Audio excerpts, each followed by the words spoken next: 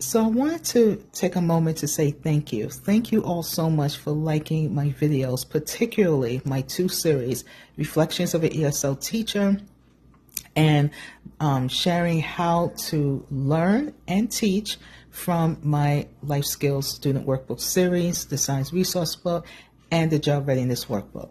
And I know that sounds like a mouthful, believe me, but I am so happy that many of you are learning, you're gaining knowledge, you're able to really take in the information I'm sharing, because the whole reason why I wrote these workbooks is not just for my purpose, but it's really for your purpose, for you to have a resource to help your students, to make teaching easier for you, to help with your lessons, etc.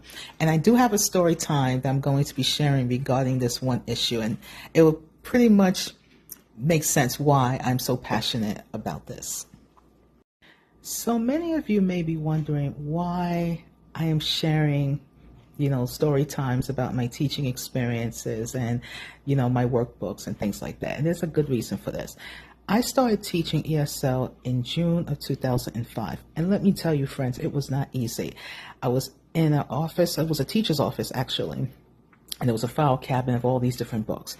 But I didn't know what these books were. I didn't know if it was meant for us to use or maybe other teachers in different programs. I knew nothing. And nobody tried to explain anything to me. And that was the most frustrating thing. And if I did ask the question, the response was, go on Yahoo, go to Google, And when you are a new teacher and you don't have prior training, this is very challenging for anybody. So it was very frustrating trying to lesson plan when I had no idea how to do a lesson plan and I had no idea what books to use. So I remember my first day of my ESL class. I was teaching a level 4 class at the time. And I had no idea what books they used because I was actually taking over from a prior teacher. Okay. And so I walked in, with my big smile, introducing myself. And one student looks at me and says, "Where is our teacher?" And then everyone else kind of repeated after him. And I said, "Oh, well, so-and-so is no longer your teacher. I'm your teacher."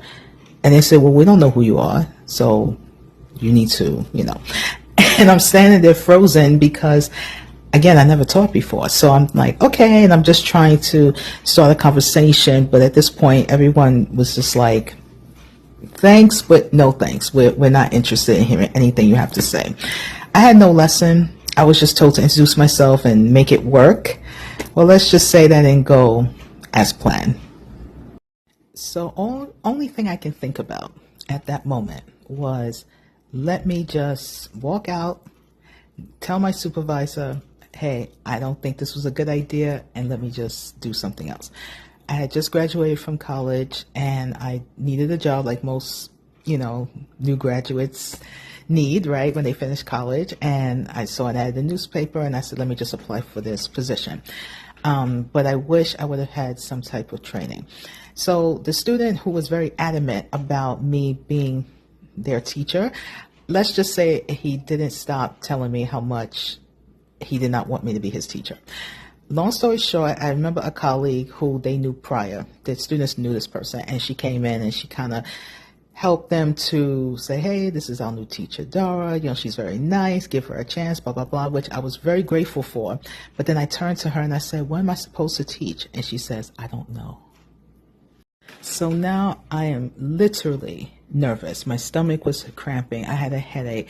Everyone started speaking in Chinese, and some were saying, oh, we want teacher so-and-so back. And I literally froze because although I appreciate my colleague trying to help, but at the same time, she had her own class to teach. So here I am, and I didn't mention this before, there were literally 35 students. You hear me correctly, 35 students, okay?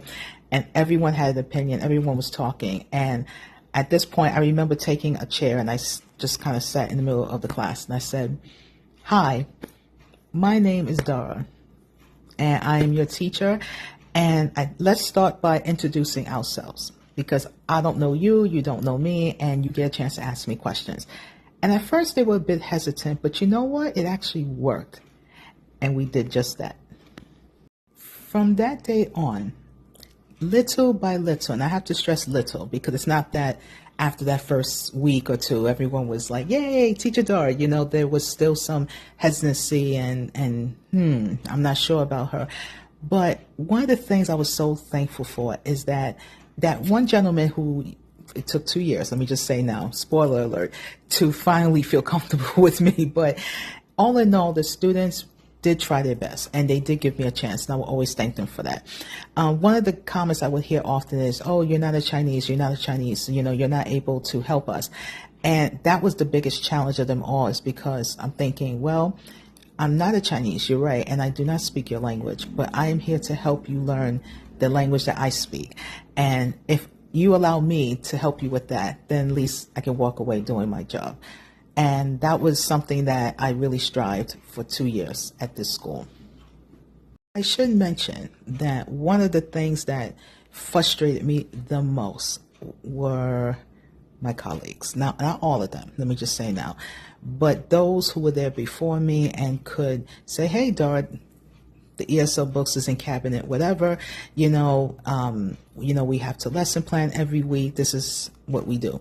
No one told me anything, and it's not because I didn't ask. And it took my supervisor to have a staff meeting to remind them to help. At the time, it was just me. I was the only newbie there, but over time we had new teachers, and it seemed like the more new teachers we got, they were a little more accommodating to them than me. Now, I can say, quite frankly, it could be a prejudice, okay, because I was the only Black person, African-American woman there. But at the end of the day, it was just hard to ask, people to help, and they clearly said no, or they just ignored you altogether.